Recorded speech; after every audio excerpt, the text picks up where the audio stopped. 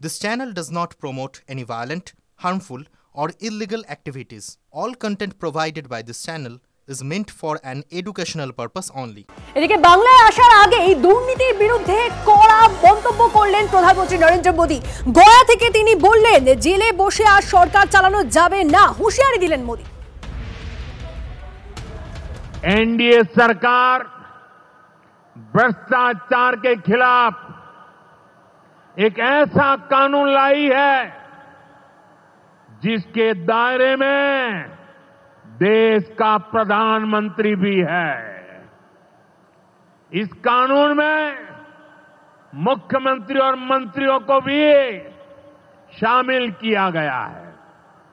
जब ये कानून बन जाएगा तो प्रधानमंत्री हो या मुख्यमंत्री या फिर कोई भी मंत्री, उसे गिरफ्तारी के 30 दिन के अंदर जमानत लेनी होगी और अगर जमानत नहीं मिली तो 31वें दिन उसे कुर्सी छोड़नी पड़ेगी। ये आरजेडी वाले, ये कांग्रेस वाले, ये लेफ्ट वाले इस कानून का विरोध कर रहे हैं। ये बहुत गुस्से में है और कौन नहीं जानता उनको किस बात का डर है।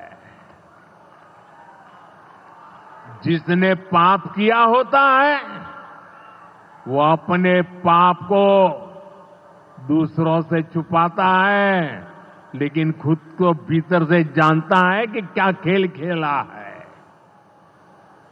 इन सब का भी यही हिसाब है।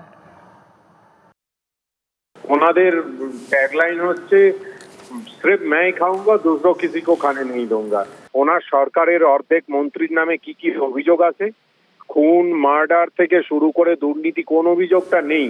ওনার মনে থাকে না অজিত পাওয়ারের কথা, যাকে দলে পরবর্তীকালে তার সঙ্গে সরকার তৈরি করেছেন। উনি বিরোধী শূন্য রাজনীতি করে ভারতবর্ষে একটাই দল থাকবে আর কোনো নির্বাচন হবে না, কোনোদিন সরকার থাকবে না। গণতন্ত্রকে শেষ করার জন্য উনি যা যা করার সেগুলো করছেন। বাংলায় আসার আগেই দুর্নীতির বিরুদ্ধে কড়া বার্তা প্রধানমন্ত্রীর। দিন দিন তৃণমূলের বিরুদ্ধে রাগ বাড়ছে বাংলার মানুষের। বাংলায় আসার আগে এক্স হ্যান্ডেলে আক্রমণ নরেন্দ্র মোদীর, সুরটা যেন বেঁধেই দিয়েছেন তিনি। আমাদের উন্নয়নের এজেন্ডার জন্যই বাংলার মানুষ বিজেপির দিকে ঝুঁকছে। কলকাতায় সভার জন্য আমি মুখিয়ে রয়েছি, এক্স হ্যান্ডেলে পোস্ট করেন প্রধানমন্ত্রী।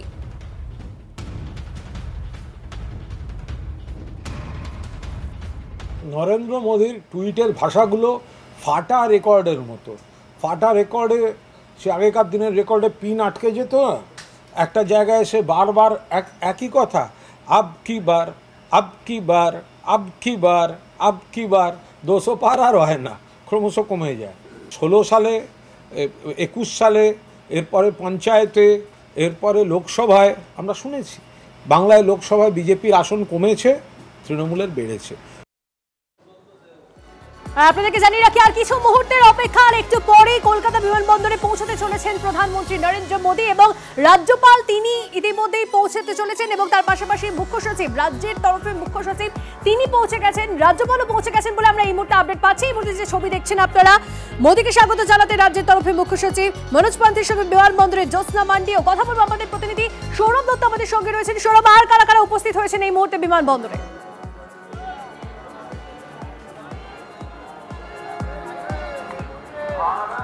আর তনিষ্ঠ দেখো, কলকাতা বিমানবন্দরে ইতিমধ্যেই মুখ্য সচিব মনোজ পান্থ, রাজ্যপাল সিভি আনন্দ বোস তিনি পৌঁছে গিয়েছেন, বিজেপি নেতৃত্ব রয়েছেন।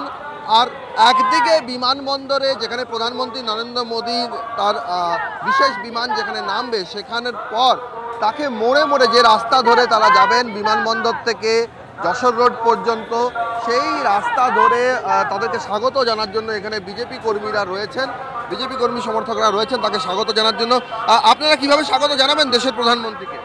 ফুল দিয়ে, শাক বাজিয়ে, ধ্বনি দিয়ে তাকে আমরা আহ্বান করব। আমাদের যশস্বী দামোদর দাস প্রধানমন্ত্রী, যশস্বী প্রধানমন্ত্রী দামোদর দাস মোদীকে আমরা এইভাবেই স্বাগত জানাবো। মোড়ে মোড়ে আমাদের সমস্ত সমর্থকরা দাঁড়িয়ে আছেন। হ্যাঁ, আর এই যে আমাদের যে মেট্রো রেলের এতটা এইভাবে উদ্বোধন, একদম এয়ারপোর্ট পর্যন্ত। এটা মোদিজির জন্যই সম্ভব। মোদি হ্যায় তো মুমকিন হ্যায়। এই আপনারা এই অঞ্চলের বাসিন্দা, এই অঞ্চলের মানুষের জন্য এই প্রকল্প কতটা গুরুত্বপূর্ণ?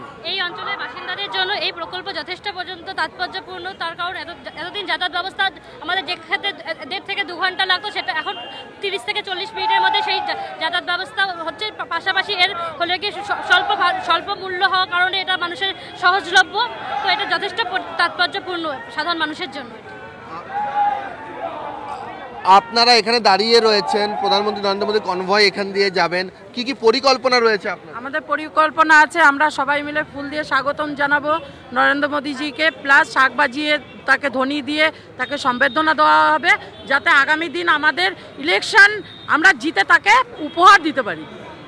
বারবার এখানে বলা হচ্ছে যে এই অঞ্চলের মানুষের খুব সুবিধে হবে এই মেট্রো প্রকল্পের উদ্বোধনের জন্য। তার একটা বড় কারণ এই যে এয়ারপোর্ট 1 নম্বর, তুমি দেখতে পাচ্ছ এখানকার যে জ্যাম যানজট, প্রায় এটা যানজট এলাকা হিসেবে চিহ্নিত থাকে এবং এখানে একেবারে সরাসরি যশোর রোড NH-34 কানেক্ট করছে এই রাস্তা, ফলে এখানে সবসময় গাড়ির প্রেশার থাকে।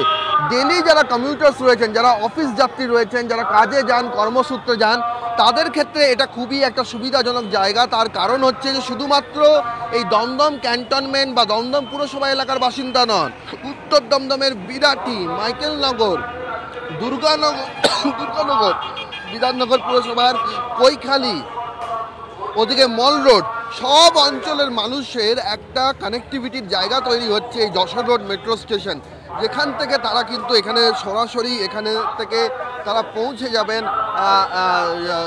মেট্রো ধরে তাদের গন্তব্যস্থলে। এবং একই সঙ্গে বনগা লাইন ধরে যারা আসছেন, বনগা, দত্তপুকুর, অশোকনগর, হাবড়া, তারা দমদম ক্যান্টনমেন্ট স্টেশনকে ব্যবহার করে, এতদিন যারা দমদম স্টেশন ব্যবহার করছিলেন, এবার দমদম ক্যান্টনমেন্ট স্টেশন ব্যবহার করে তারা গন্তব্যস্থলে পৌঁছে যাবেন। ফলে স্বাভাবিকভাবেই সাধারণ মানুষের মধ্যে এই মেট্রো প্রকল্পকে ঘিরে দীর্ঘদিন উচ্ছ্বাস রয়েছে, কারণ দীর্ঘদিন ধরে তাদের একটা প্রশ্ন ছিল। একদম সৌরভ, বোঝা যাচ্ছে আর কিছুক্ষণের অপেক্ষা, তার মধ্যেই প্রধানমন্ত্রী নরেন্দ্র মোদী পৌঁছতে চলেছেন। আমরা ছবি দেখাচ্ছি আপনাদেরকে, এই মুহূর্তে পৌঁছে গেছেন মুখ্য সচিব, পৌঁছে গেছেন রাজ্যপাল, ছবি দেখাচ্ছি। এর পাশাপাশি বিজেপি নেতৃত্ব রয়েছে, আর তার পাশাপাশি সিকিউরিটি, নিরাপত্তা, সেই সমস্তটাই ছবি আপনাদের সামনে তুলে ধরছি। নিরাপত্তায় মোড়া বিমানবন্দর চত্বর, এই মুহূর্তে ছবি দেখাচ্ছি আপনাদেরকে সরাসরি। আর কিছুক্ষণের অপেক্ষা, তার মধ্যেই প্রধানমন্ত্রী নরেন্দ্র মোদী পৌঁছতে চলেছেন। 4:15 উদ্বোধন করতে চলেছেন 3টি মেট্রো রুটে।